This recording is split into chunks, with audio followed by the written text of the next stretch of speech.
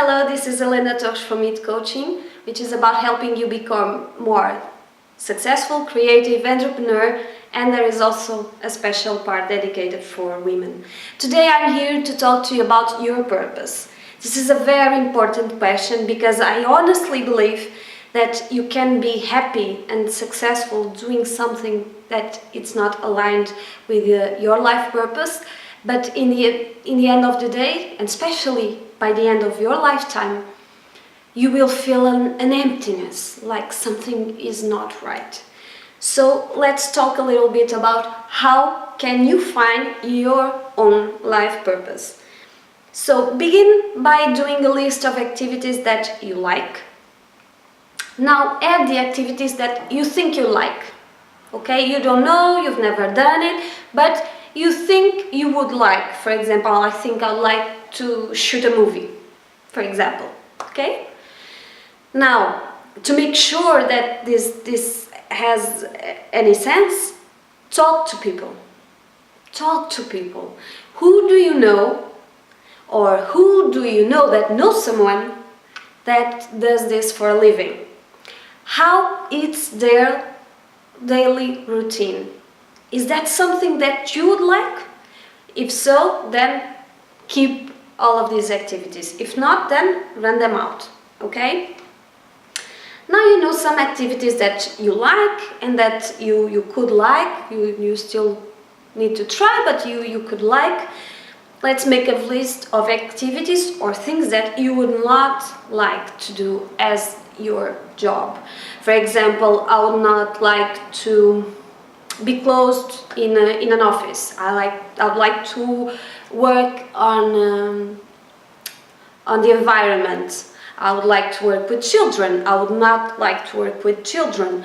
I would like to do something that is a social cause or not. Nothing like that. I prefer logic. I prefer numbers. So what is it that you don't like? Now there is a very, very important distinction you need to make between the things that you like and the things that you want for yourself.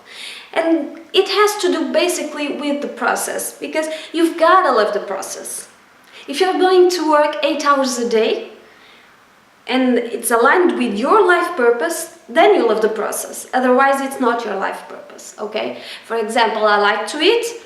I don't like cooking. I'm sorry. So if I don't like cooking, I don't like the process, then I don't go for it just for the end result, just to eat, okay? You've got to love the process. Imagine, exclude the consequences. Money is a consequence, fame is a consequence, success is a consequence. All of these things are just consequences of what you truly like to do. Okay, it's very good that you get rich and famous and successful, but that's not the main point. The main point is doing something that you love doing, because when you do something that you love doing, you feel good, you feel energetic, you feel awesome. Okay, and especially because I personally believe that you can be happy doing something that is not aligned with your life purpose, but you'll never be as happy as you can be when you're successful doing something that goes right according to your life purpose. So you've made a list, okay, with all the things that you like, with all the things that you think you could like. You thought about the process and exclude the activities on those or the consequences for which you don't like the process. You've got to love the process. Again, 8 hours a day, you need to love it, otherwise no way, no can do it. It drains you. It's complicated. So you got to love the process. Okay? By now you're probably thinking about what I call the Da Vinci Syndrome. The Da Vinci Syndrome is that, well, I don't know what I'm actually really good at, what is my genius factor, okay?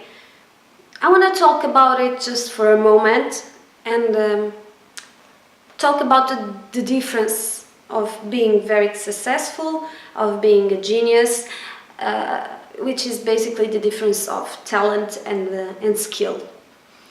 So if you think you're not going to be a painter because you're not going to become Da Vinci, well, no one is going to be a painter because no one is going to become Da Vinci. Da Vinci was Da Vinci. And what was so special about Da Vinci and all of those geniuses? Not only they had talent, but much more than that, they acquired skills. This is very important. They acquired skills and they had their own vision about life, about art, about their work. That's why they became special. So don't look at Da Vinci and try to become Da Vinci and think that, well, I'm not even gonna try because I can't be Da Vinci. No, you are who you are. And you've got to be thankful for who you are because you're unique, therefore you have a unique vision of the world, of the art, of the things. Now, if you think that you're not a natural, you are not born with that fairy dust that geniuses are made, well, let me change a little bit your context. Because if you think Da Vinci has always been someone related to science and arts, nowadays, if depending, of course, on your country, on where you are and what you work, you are learning. You spend ages, years of your lifetime, a very significant part of your lifetime, learning what others did, not exactly stimulating your creativity, not actually doing something that is already aligned with your life purpose. Society always wants you, incentivizes you to leave the child behind, to stop dreaming, to become serious, become an adult and responsible. So the imagination and the dreaming, the intuition, all of those things that every child has, you end up losing it. You end up kind of losing yourself along the way while you are growing. But basically what I mean by this, it's a very important thing, which is skill, okay? So, for example, I have a natural talent for dancing, but I'm not a dancer. And any person, just any person who spends a year doing classes, professional class dances, within, let's say, a year, 2 years, I don't know, will overcome my results. Why? Because they are training, they are building up on their skill. So talent, it's like a first move advantage, okay? It's your little edge in the beginning, but it's not enough. You need to skill, to train, to work very, very hard, and for that, again, you've got to love the process. So don't worry about the Da Vinci Syndrome, okay? Because I'm sure that within all of these activities that you said you like, that you listed as you would like, I'm sure that right somewhere in there there is your talent, and you just have to build it, to build upon it with practice, training, and skills. So, having said that, let's go back to the list of activities that you did, and think about them all. What is it that they all have in common? Because you will find a pattern. You will find 1, 2, tops 3 links between all of these activities. The question now for you to choose between all of these activities that you like, how much are you willing to sacrifice? Because let's face it, if you're not willing to sacrifice, you don't want it. As simple as that, you just don't want it enough. So don't lie to yourself, don't lie to others, especially don't lie to yourself.